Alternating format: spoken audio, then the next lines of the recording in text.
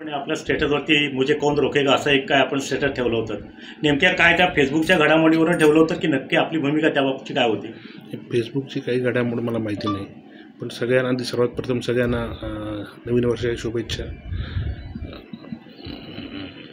मी हा स्टेटस ठेवण्यामागे कारण एवढाच आहे की महायुतीमधून मला जर एकनाथजी शिंदेसाहेब, देवेंद्रजी फडणवीस साहेब, अजित पवार साहेब, नंतर पक्षप्रमुख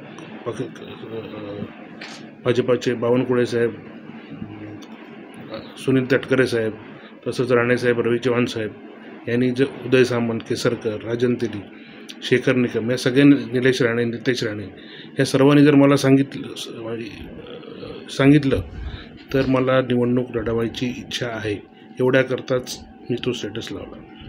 पण त्यामागे रवींद्र चव्हाणांची उमेदवारी एका बाजूला भाजपचे कार्यकर्ते तिथे त्याला हे करतायत, प्रोजेक्ट करतायत, आणि दुसऱ्या बाजूला आपले कार्यकर्ते आपल्यासाठी प्रयत्न करतायत, आणि रत्नागिरी सिंधुदुर्गमध्ये आपण असाल तरच हमखास महायुतीला यश मिळेल असे लोकांमध्ये चर्चा आहे. आणि मतदारामध्ये जी भावना आहे त्या भावना विचारात घेऊन आपण आग्रही राहणार आहात का? रवी चव्हाण साहेबांना मी स्वतःहून सांगितलेलं होतं, तुम्ही जर खासदारकीला उभं राहिलात तर ही सीट सोपी आहे, बाकी अन्य कोणाला ही सीट सोपी नाही.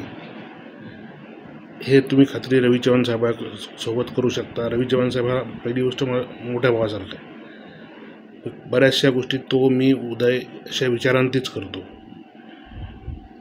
आणखी त्यांना उभं राहिलं तर माझा 100% पाठिंबा आहे, आणि त्यांनी उभं राहावंच अशी इच्छा आहे माझी. तुम्ही जेव्हा त्यांच्याकडे प्रस्ताव दिला तेव्हा त्यांचा मनोदय त्यांनी काय नाही, त्यावेळी ते म्हणाले तूच लढ, मी माझा कल्याण तुम्हाला लढवायला रवी चव्हाणांचं क्लिअर आहे, 100% मार्ग मोकळा करून मला भेटतात त्यावेळी प्रत्येक वेळी तेच सांगतात, तू निवडणुकीची तयारी कर.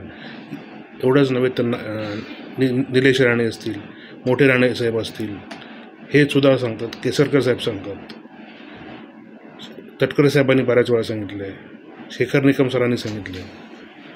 मग रवी चव्हाण ज्यावेळी तुम्हाला तुमचा मार्ग मोकळा आहे, तुम्ही लढवा असं म्हटलं, म्हणजे ही जागा ही शिवसेनेलाच मिळेल यात आता दुमात्र शंका नाही असं म्हणायचं नाही. ते वरिष्ठांचा निर्णय, मी माझी इच्छा फक्त व्यक्त केली. मग रवी चव्हाणांचा आग्रह असेल तर आपण लढवणार 100%.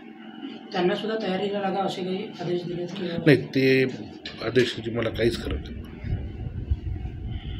पण रत्नागिरी सिंधुदुर्गामधून जनतेचा कौल तुमच्यासाठीच आहे, आणि 100% तुम्हीच उभं राहणार अशा म्हणजे सोशल मीडियावर पण पोस्ट पुन्हा फिरवू लागले. तर मी इच्छुक आहे या व्यक्त केलं, पण वस्तुस्थिती रवी चव्हाण सुद्धा पोषक आहे.